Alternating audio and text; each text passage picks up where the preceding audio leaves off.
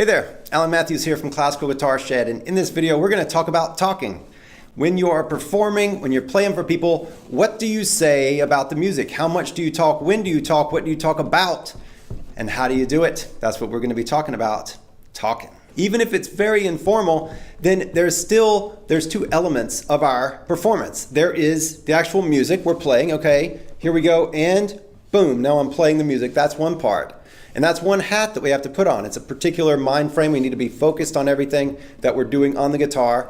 And then we have to immediately, at the end of that, if we're going to be talking, we have to snap in, and now we're entertainers. Now we're somehow supposed to entertain these people when we've been in complete music head. And so that's just making that switch it can be tough sometimes. But if we plan ahead, and that's what we're going to be talking about here, and we know what we're going to be talking about, then that helps a whole lot. So the question is, what do we talk about? And that depends on our audience. So when we have a performance, even if it's just for a couple of people or just for a friend or two, then there are two elements of our performance, and that is the actual playing. Okay, 3, 2, 1, here we go, and I'm playing the music. That's one part. And then there's the talking about it and introducing it, how we are, and that's our stage presence, that's a performance as well. So it's not just one or the other. If we are completely beautifully playing, but then we're really lame at the times when we're not playing, really awkward or strange, then that's part of the show, right?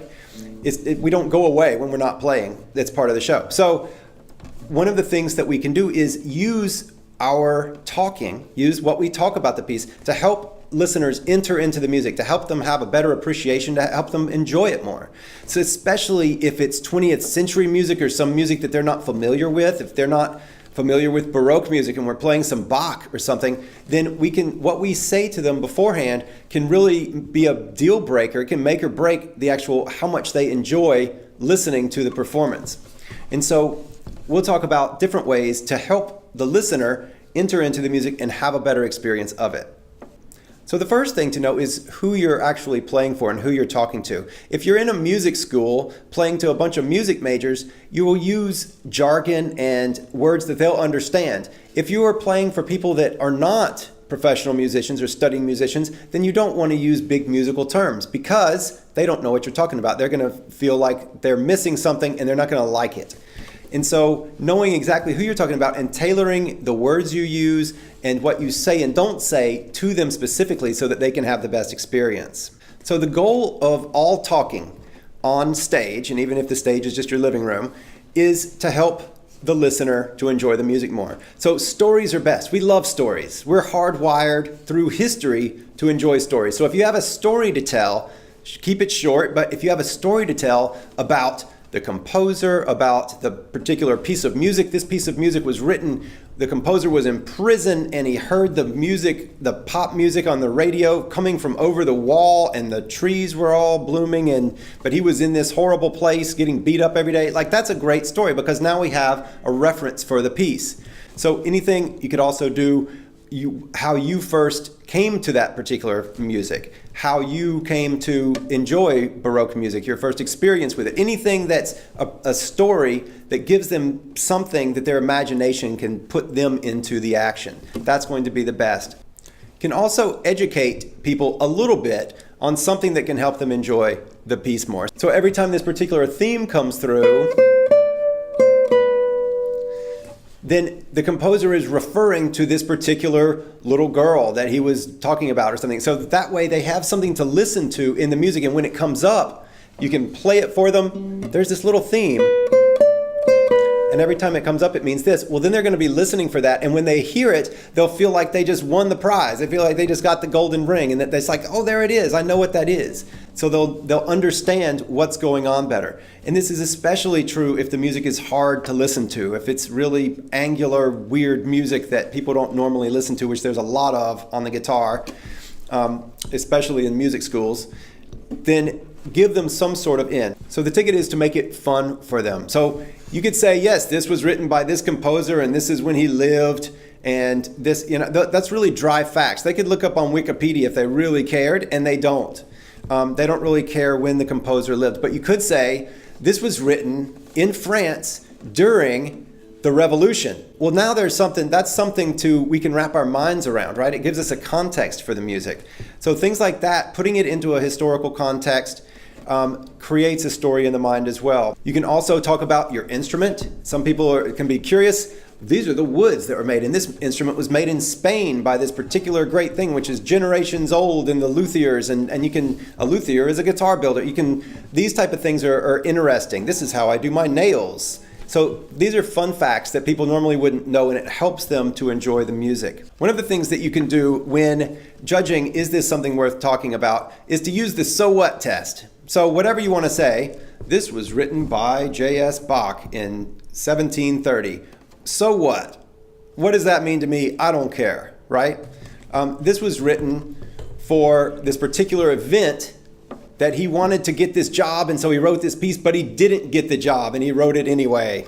Like that's an interesting story. We've all not gotten a job, or a lot of us have anyway. We wanted something and didn't get it, even though we worked for it. So now that's an experience that we can have, and we can enter the music in that way. So the so what test is great for anything that you want to say. Now, one of the things that we can do, and this is incredibly helpful and very few people do it, is to write out something to say. Think about it. Research the piece, know about the composer, know the story, know the style, know the period, know the place, what was going on in that place at that time, and write out a short, always keep it short when talking on stage, write out a short introduction of it and get the wording just like you want it, the sentences all in the right order, and memorize it, practice it in your practice, memorize it, and then forget it, put it away and forget it. And now you just know it, and you can just speak contemporaneously or extemporaneously, whatever the word is. You can just speak, and you'll know what you're talking about. You know what it is that you're saying, but you're not reading. And then he went to Germany. You're not going to be talking stiffly like that, because you're actually just saying at that point. So writing it out and using the so what test, making it good, making it interesting, so that anybody would find it, oh, that's interesting. Then that's going to help, and then you throw it away and just shoot from the hip with it. So another thing that you can do that really helps when you're talking is to smile. Be easy in yourself, smile, use a couple of hand gestures here and there, and that makes a huge difference to people, because they just want to know that you're okay. You're up there playing this hard music, they know that you just messed up, because we always mess up something, and they just want you to be okay. They want to have a good time, and that their good time means that you're having a good time. And even if you're not, smile, and just so that you're talking when you're saying, and you know what else about this great, about this piece, then it brings them in, it draws them in. So there are a couple of things to avoid whenever you're talking in front of people about your music. One is rambling, and that comes with just having a plan, right? And so don't ramble. You get yourself into trouble, and then you'll start mumbling, and it's no fun to see people ramble. So as charming as you are, plan it, keep it tight, and don't ramble. Another one is corny jokes. They flop more times than not. Corny jokes flop. Mental images. Oh, whenever I listen to this, I think about Tweety Bird. It's like, nah, that's not. It kind of flops. A lot of those type of things. So your personal experience and your personal little corny jokes. Personal experiences are great, but corny jokes are not. So I would avoid corny jokes and ambiguous humor as a general rule on stage. Another thing that is not the best to do is talking in between every single tune. So if you have a longer program, this is true. I mean, if you're only playing a couple of tunes, then you can talk in front of them. But if you have a longer program, you don't want to talk in front of every single tune, between every single tune. It gets predictable and old. So instead, you'll talk, between one, and then you'll play that one, and then you'll talk, and then you'll play 3 tunes, and then you'll talk, and then you'll play 1 tune, whatever it happens to be, so that you're just talking, so that you're not talking all the time. And ideally, you don't give them much that they could learn with the Google search. So keep it interesting, keep it lively, and keep it on purpose. And that purpose is to help them enter and enjoy and appreciate the music more. So I hope these have helped. Use the so what test, write it out, and have fun with it, because it's wonderful to share your music, and it's nice to be able to say something nice before it as well. Well, please subscribe to this channel if you haven't, and I'll talk to you soon. Take care.